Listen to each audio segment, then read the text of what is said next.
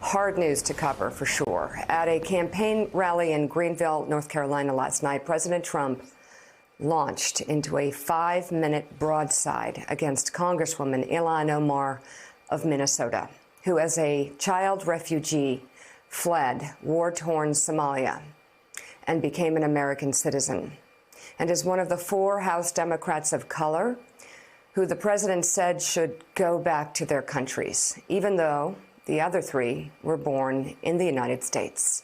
As the president went on about Omar, the crowd's fury increased, leading to a new and alarming rally chant. Representative Ilhan Omar. Omar laughed that Americans speak of al-Qaeda in a menacing tone and remarked that you don't say America with this intensity. You say al-Qaeda makes you proud. Al-Qaeda makes you proud. You don't speak that way about America. She looks down with contempt on the hard-working Americans, saying that ignorance is pervasive in many parts of this country.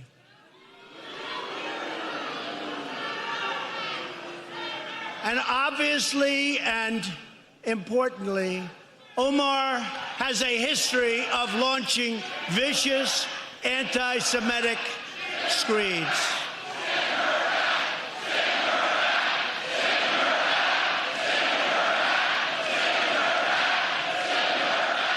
Congresswoman Omar responded on social media with the words of the poet Maya Angelou, quote, "You may shoot me with your words, you may cut me with your eyes, you may kill me with your hatefulness, but still, like air, I'll rise." So, John Heilemann, it's hard to say, actually, that this is shocking, given everything that has preceded this moment. Perhaps everything has led up to this. But this is the low point of, I think it's the low point of the Trump presidency. And I would hope, after last night's shocking display in any other context, under any other president, at any other time in American history, that we can go ahead and just be done with the fiction that Donald Trump is a bad guy running the country. But those at the rally, we need to try to figure out how to understand them a bit more. They once again made themselves perfectly clear last night. Yeah. I've been, we've all been watching this whole incredibly sad, disgusting spectacle unfold since Sunday, and we moved to political analysis. And rightly, he's the president of the United States. But I got to say, the president, I've not had much doubt about the fact the president was a bigot and a racist and had a lot of hate in his heart for a long time. I think what we're witnessing now is something, if you could imagine it worse than that, the Chief Executive of the United States of America is putting a target on the back of an individual American citizen. The president's inciting violence against an individual American. Donald Trump's done some pretty horrific things in the course of his time in the Oval Office, but this is undoubtedly, as you say, Joe, not just the low point, but the worst, the most depraved, disgusting, and totally odious thing that the president's ever done. And I think, right. That's saying a lot. We're already in a really bad place, and we're headed someplace worse. Yeah, really bad. A far worse Dangerous place.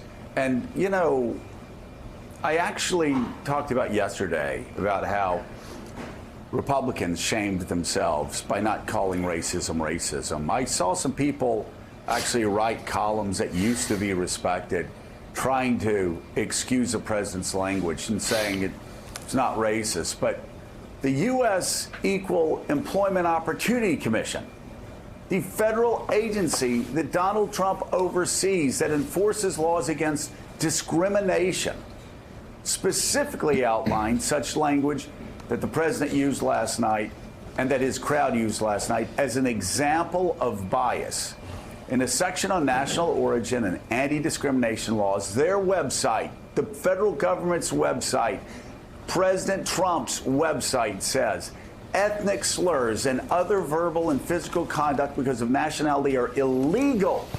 They are illegal if they're severe and pervasive and create an intimidating, hostile, or offensive working environment that interfere with work performance or negatively affect job opportunities. And Willie, it goes on to say, in Donald Trump's government, examples of potentially unlawful conduct include insults, taunting, or ethnic epithets, such as making fun of a person's foreign accents or, wait for it, comments like, go back to where you came from.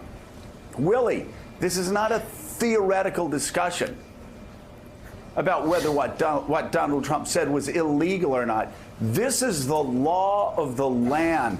And if Donald Trump had said, go back to where you came from in any private company, or if all of those people chanting that last night say it in their work today, they will be sued, could be sued. And guess what? The federal government wins those suits. It's unbelievable. Yeah, that's the legal explanation. I suspect the president did not consult the EEOC before he made his comments last night. This is a game to him. This is a political game that he's playing. He believes it helps him in 2020. I agree with John. I think we're, 15 months away from an election. There's much worse ahead of us right now after what we saw last night.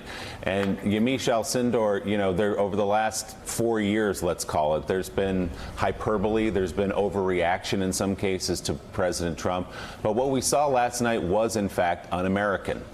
And by that, I mean, when you disagree with somebody in this country, even vehemently, the call is not to send them back to whatever country they came from. Ilhan Omar is an American citizen. She's an elected member of the United States Congress. There are many points on which we all could disagree with her. The president could disagree with her. But in America, you put somebody up against her, to run against her in an election. You don't send her back to the country she came from, and you certainly don't step back from a podium and allow a frothy crowd on a hot summer night to chant, "Send her back."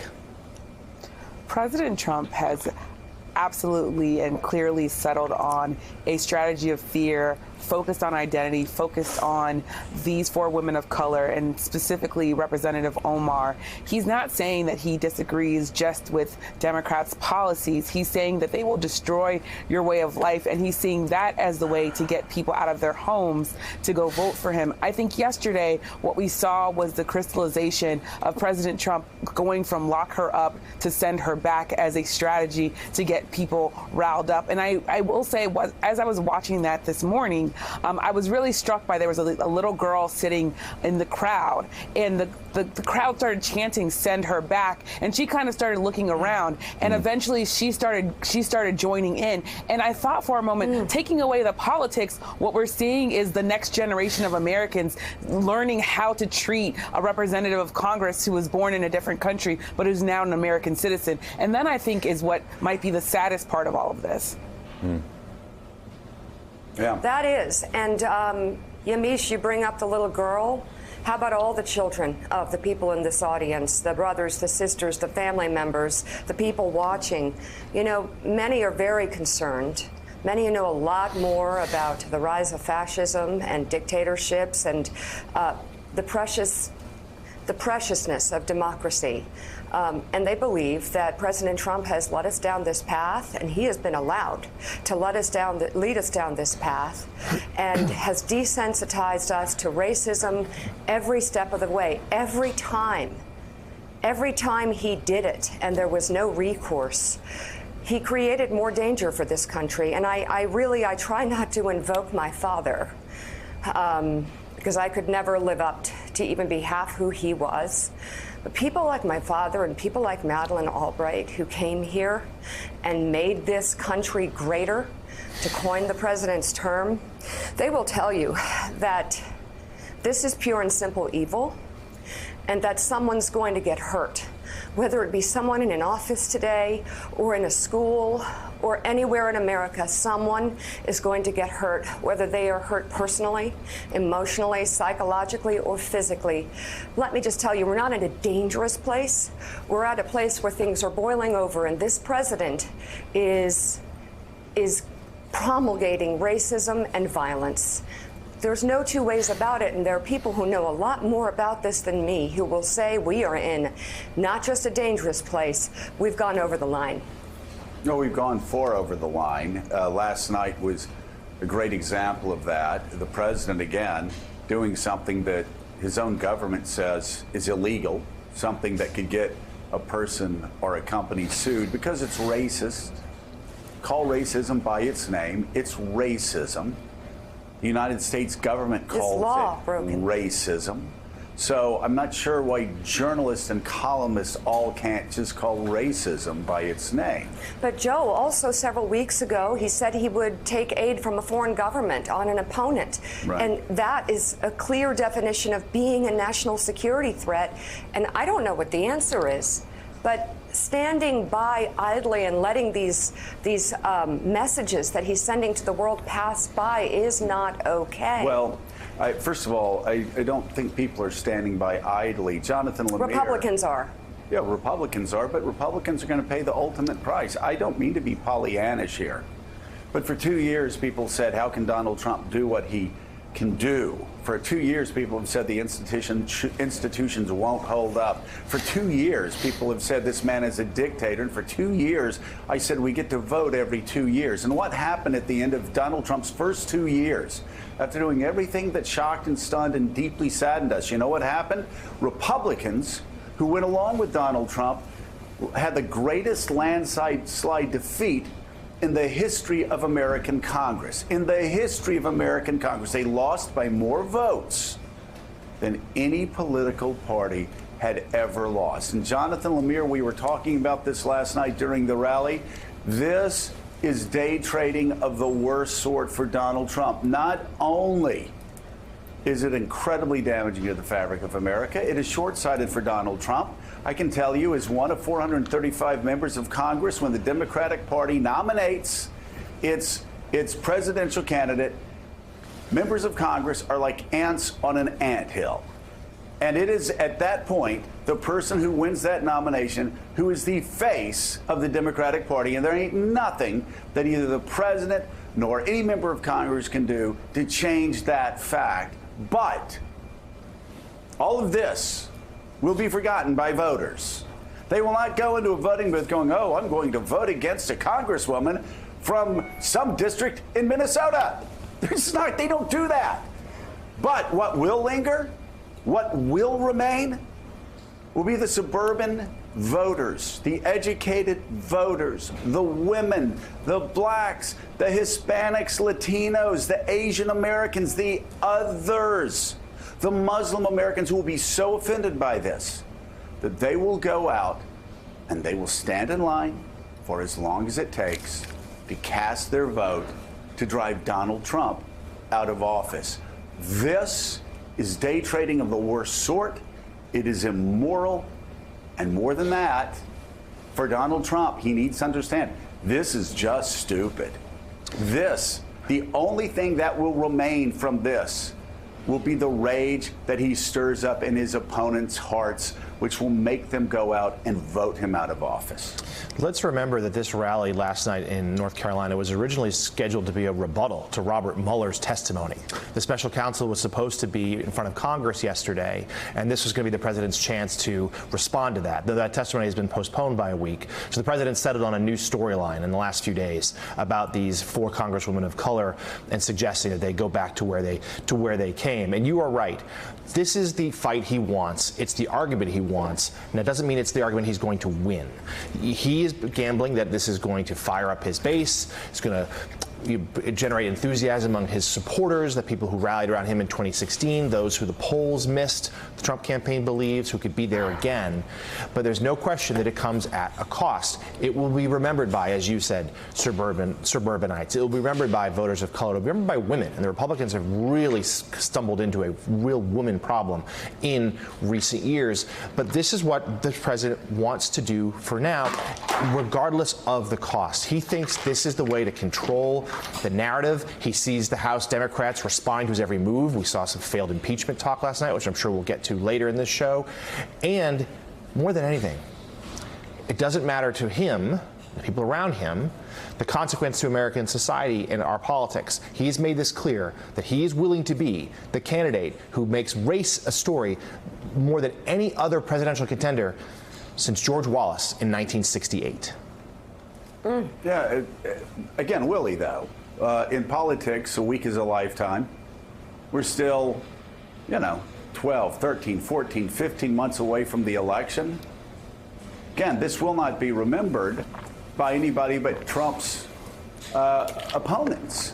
And, I mean, you look at the people that he's driving away. Here's a president that if he just campaigned on the economy, he'd probably be sitting at 50%. But he does these things and he thinks he's cementing his own support. He's got who he's got. He's not going to get anybody new. But he is driving away not only women, not only suburban voters, not only everybody else. I mean, he's also depressing a part of his own vote, who at the end of the day will say, you know what? I voted for this guy because I thought it'd shake things up. I don't like the Democrats. I'm just going to stay home. There is no political win to this.